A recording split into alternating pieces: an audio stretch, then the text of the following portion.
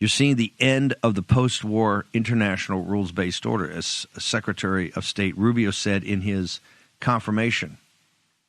Why is that? Because that system that was established essentially by the United States with, concurrence of its quote-unquote allies, has been used and turned on the American people and the American middle class, the American working class, by your betters to enrich themselves, to impoverish you, at the same time that you would, that your sons and daughters, not only do you pay for it with your taxes, but your sons and daughters are the folks that man the national security apparatus in the uniformed military services. President Trump's overall goal is peace and prosperity. How do you get there?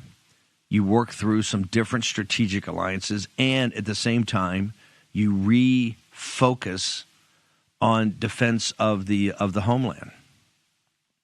That would be what he's doing in the Monroe Doctrine 2.0, from Panama to Greenland, and putting a kind of a forward thrust of extending essentially the defensive borders of the United States from the Arctic all the way down to Central America, and really a naval strategy to make sure the Chinese Navy, the PLA Navy, can never connect with, through the Panama Canal, the Russian Navy in the Caribbean. Full stop. Take control of the Panama Canal, which he's in process of doing.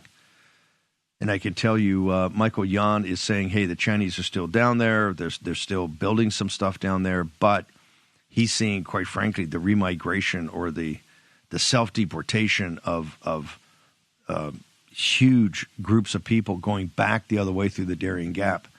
So President Trump's message is getting out there quite boldly. On the situation in the Arctic, you've got all this consternation in Canada, right? As President Trump talks about that or discusses that as a potential 51st state. In Greenland, looks like, I think that they're working towards a plebiscite to get their independence from Denmark, and then potentially some sort of arrangement with the United States.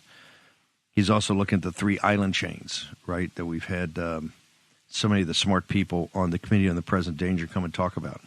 Using the great ocean desert of the Pacific as a natural strategic barrier to the United States. When President Trump says there's 2 oceans. What does that mean? That means eventually, and this gets back to the budget last night, gets back to the tax cuts, because all this is inextricably linked. It is the way to get our defense budget down below $1 trillion. Also on social services and the safety net and all that, Medicaid to the foods, for the income security, what they call it, the food stamps and all that. You have to, you're going to have to show that you're serious about looking at defense.